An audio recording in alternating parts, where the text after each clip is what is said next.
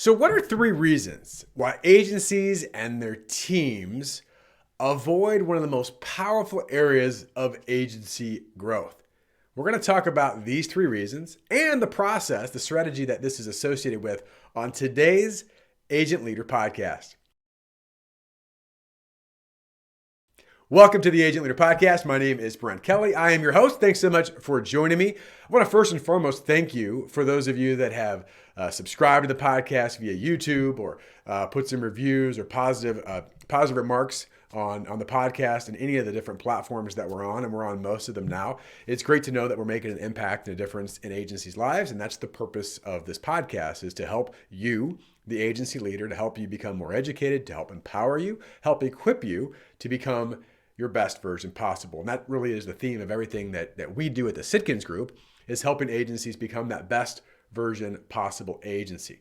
And one of the most simple, unique tools that you can use right away on our website is the Sitkins Transformation Scorecard.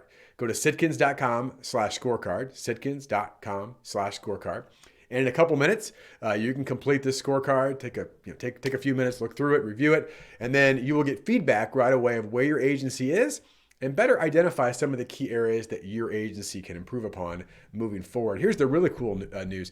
The cost of the scorecard is nothing other than some time, right? We want to help you get started on your best version possible journey. So let's get into the podcast discussion today. As I've mentioned on the intro, 3 reasons why agencies often and their teams avoid one of the most powerful areas of agency growth. Now, these 3 reasons are going to be associated with one area of an overall strategy and process that we teach and preach at the Sitkins Group, which is called the Ultimate Growth Strategy. Love this name, by the way.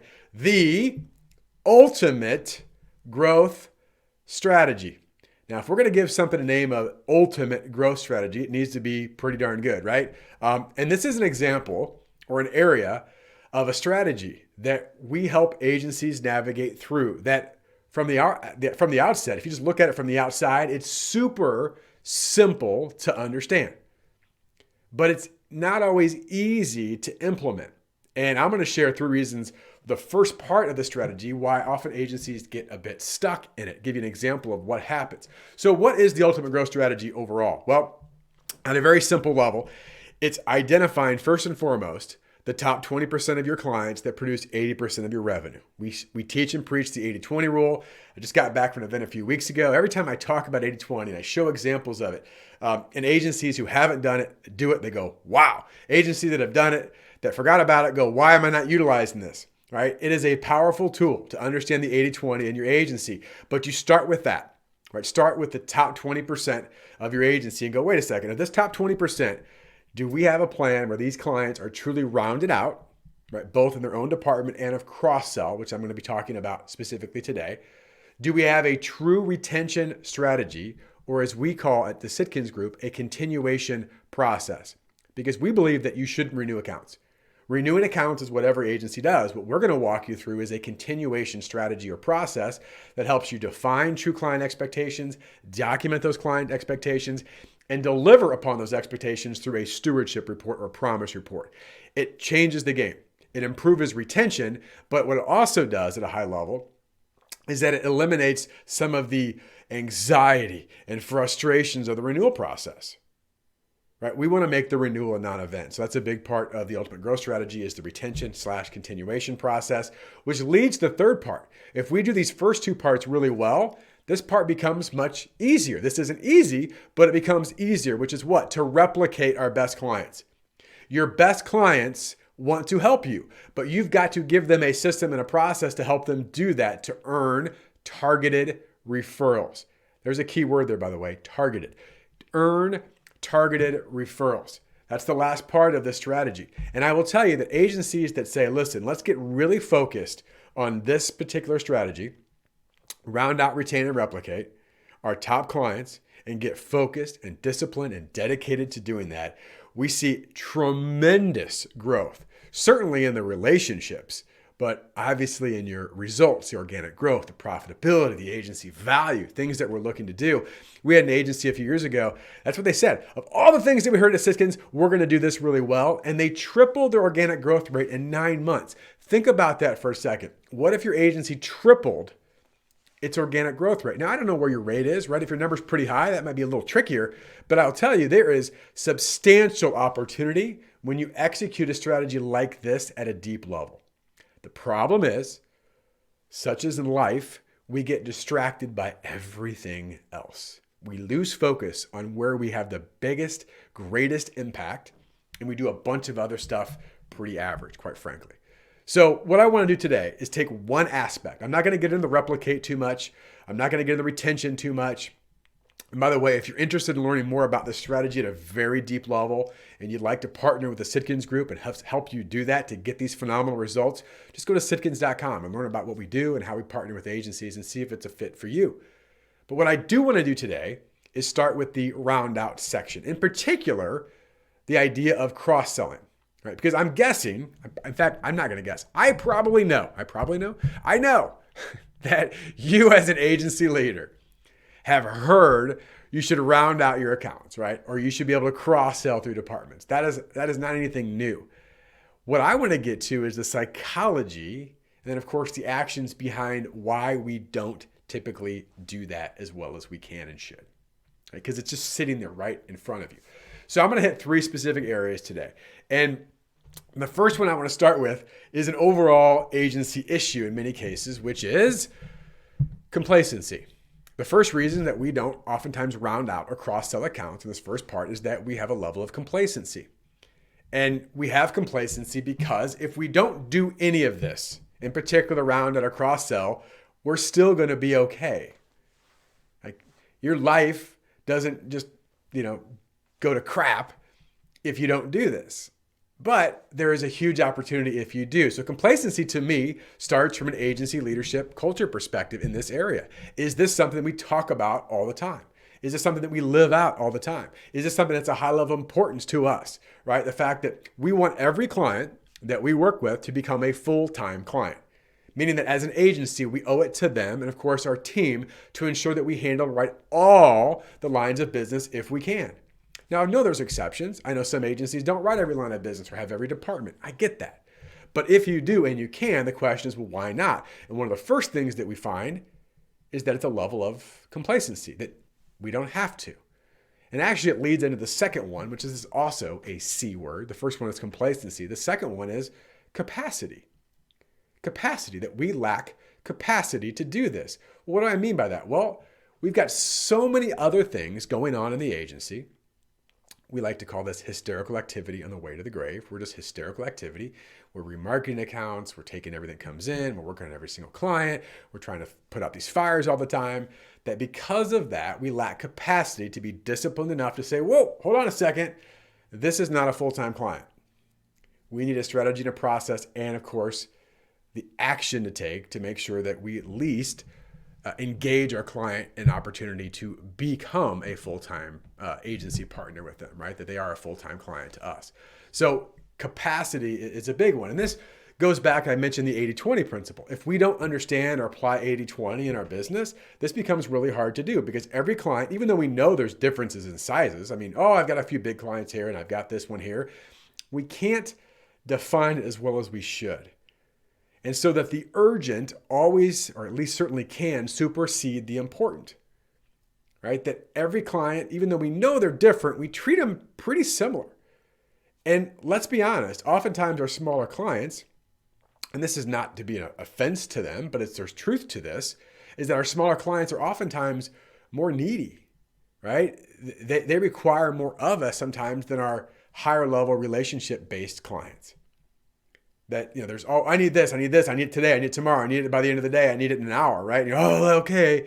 And meanwhile, you've got these great clients who truly respect you and the relationship and the risk advice that you provide as an agency.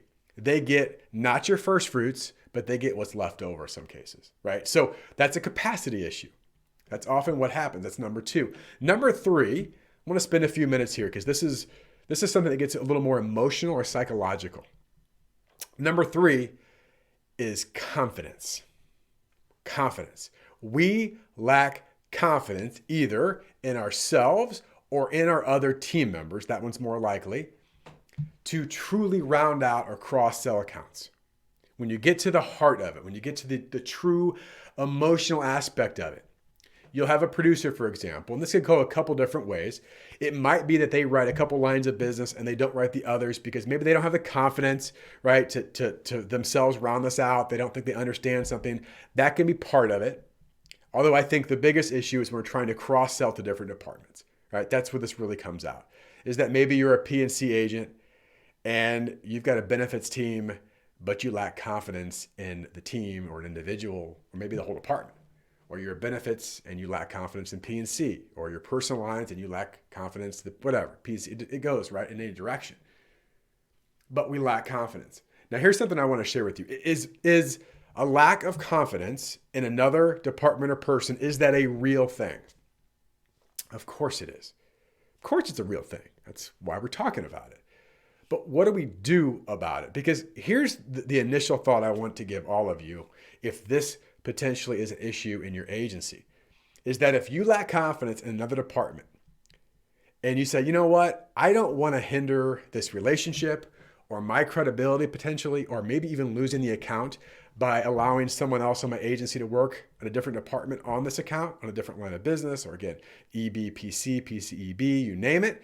If I lack confidence, what you're really saying is that I trust my competition more than I trust my own team. That's ultimately what you're saying. I trust a competitor somewhere else in the marketplace more than I trust my own team. Because let's face it, if you have a competitor that's working on a different line of business on your account, right? You've opened the door for another person in their agency to come in and take your business. You have. You've left the door open. At least it's cracked. And you may go, oh, you don't understand, Brent. I've got such a deep relationship. Maybe you do. But if I was working with that other agency, I would say, listen, you've got the trust and relationship in this department. You owe it to them. You owe it to your agency. You owe it to your team to say, listen, we've done such a great job on the P&C. What I'd like to do is introduce you to our incredible EB department. I know you've got a good relationship with your current EB team, with that other agency, but I really think you'd be very interested in what we have to say. Right? Because you're borrowing credibility, you are now at risk. And because you didn't close the door. So that's the first thing I want to share, is that if you don't feel confident and cross-sell to another department, you are saying you trust your competition more than you trust your own team. Now, let's get to the heart of the matter. How do we address that? Because could that be a real thing? Of course it is. I just said it certainly could be. But here's what I would tell you as an agency leader. If there is a true issue of your team where there's lack of confidence or trust among departments or individuals versus trying to sweep it under the rug or saying, it'll be fine, it'll go away, we need to have real conversations about this. Because I will tell you a couple different aspects of this. There can certainly be truth in this that we need to understand. Because let's face it, as an agency leader, if we have trust issues from one department to another, we have trust issues from that department to clients, right? We needed to address what's going on there and see if we can resolve it in some way, improve it. But the other part of this is oftentimes those trust issues may be perceived trust issues and not real. Once we have open discussions, we often find with agencies, oh, well, I didn't even realize you did that. I didn't understand your approach. We've never really talked about it. Comes back to communication. Maybe P&C and EB never really had a conversation about what is your approach? What is your solutions? How do you work with clients? Better understanding their value proposition so that as an agent on one side, I feel extremely confident because I know what they bring to the table. Oftentimes, confidence is simply a lack of communication. We don't know. And if we don't know, we assume what? We assume it's probably not that great, or there's issues, there's problems, potentially, right? So to me, the confidence issue is critical. And again, as an agency leader, let's have these conversations. Because as an agency, and I go back to the impact of all of this, not only are we hindering relationships, not only are we leaving the door open in many cases, we are leaving a ton of money on the table, right? That we want to have an aspect of full-time clients only, and to implement the ultimate growth strategy, round out, retain, and replicate. It starts with the round out. And I know I'm not the first person, or will be the second person, or the 50th person to tell you about rounding out.